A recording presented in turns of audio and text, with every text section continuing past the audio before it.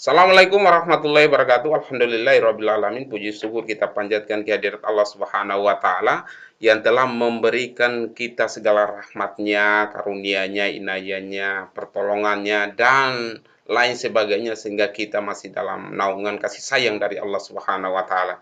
Salawat dan salam kita haturkan kepada junjungan Nabi besar Muhammad sallallahu alaihi wasallam yang telah mengantarkan umat manusia dari alam jahiliyah ke alam yang terang benderang. Hari ini saya akan menjelaskan ciri-ciri dari manajer yang profesional.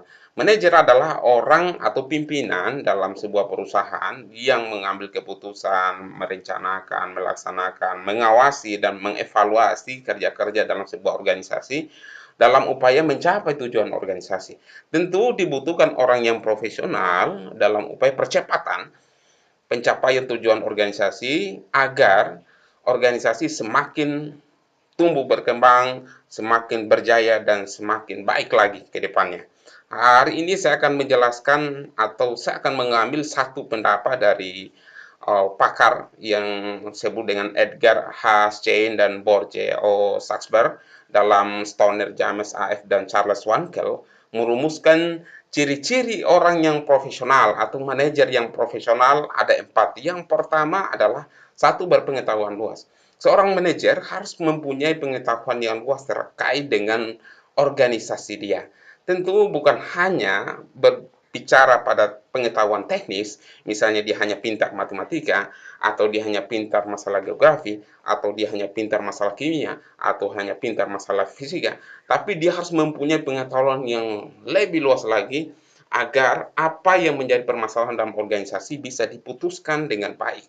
Di sini saya jelaskan bahwa orang-orang yang profesional mendasarkan pada setiap keputusannya pada prinsip-prinsip umum, sehingga seorang yang profesional dituntut untuk memiliki pengetahuan yang luas yang berkenaan dengan pekerjaannya.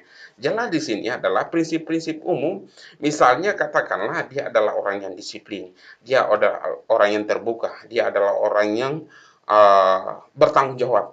Di sini prinsip-prinsip umum yang harus diketahui oleh seorang manajer. Dia harus pintar melakukan perencanaan, dia harus bisa mengeksekusi pekerjaan dengan baik, dan berbagai macam prinsip yang bisa dilakukan oleh seorang manajer. Dengan pengetahuan yang luas, seorang manajer yang profesional akan mengambil keputusan berdasarkan pertimbangan yang objektif pribadinya yang berlaku secara umum dalam menyelesaikan permasalahan yang ada. Artinya bahwa pertimbangan yang objektif di sini diperlukan dalam upaya mengambil keputusan secara adil, mengambil keputusan secara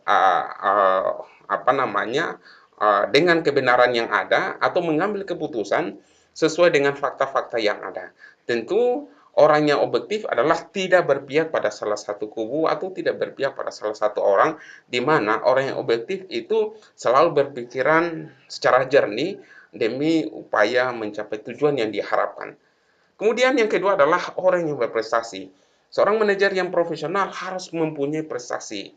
Dalam satu tahun apa prestasinya, dalam tahun kedua apa prestasinya, dan tahun ketiga apa prestasinya. Misalnya dia jabatannya 5 tahun, maka seorang manajer harus mendapatkan prestasi-prestasi dalam setiap tahun atau setiap bulannya, sehingga di situ bisa dijadikan sebagai tangga upaya meningkatkan kinerja dari organisasi. Apa yang menjadi prestasi dia atau apa konsep dari prestasi itu adalah apa yang menjadi perencanaan kemudian diukur dengan hasil kerjanya dia, maka disitulah terlihat prestasi beliau. Kemudian orang-orang profesional mencapai status profesional melalui prestasi, bukan pada gagasannya atau faktor lain yang tidak ada hubungannya dengan pekerjaan. Kemudian yang ketiga adalah patuh pada kode etik. Ya, seorang jurnalistik itu harus patuh pada kode etik. Kode etik seorang jurnalistik tidak boleh memberitakan yang bisa memecah belah konflik atau memecah belah persatuan, atau menciptakan konflik, atau katakanlah dapat menimbulkan konflik SARA misalnya, atau permusuhan, atau katakanlah seorang pengacara harus bisa melindungi kliennya, di mana dalam setiap ucapannya dan setiap tindakannya harus bisa membela kliennya. Di sini yang dibutuhkan adalah kerahasiaan seorang manajer, bagaimana menjaga kerahasiaan kliennya sehingga tidak merugikan kliennya. Orang-orang yang profesional harus tunduk pada kode etik organisasi untuk melindungi kliennya. Tentu di sini jelas. Kemudian yang keempat adalah pengabdi kepada organisasi.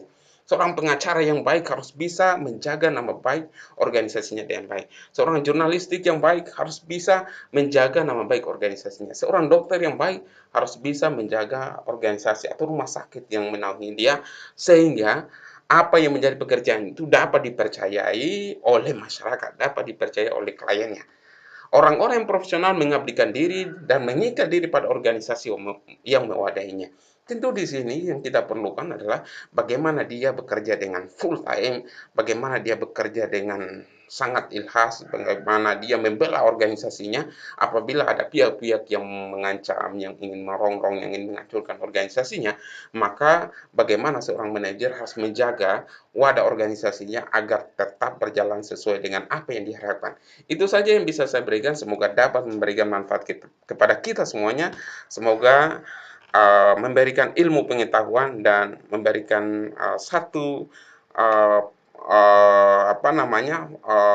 pandangan di mana kita bisa menjadi seorang manajer di suatu hari nanti atau sekarang. Kalau kita seorang manajer, maka kita harus menjalankan tugas kita dengan baik, dengan profesional, sesuai dengan apa yang menjadi kebutuhan dari organisasi itu, agar mencapai tujuan dari organisasi. Itu saja yang bisa saya berikan. Semoga dapat memberikan manfaat kepada kita semuanya. Billahi taufiq wal hidayah. Assalamualaikum warahmatullahi wabarakatuh.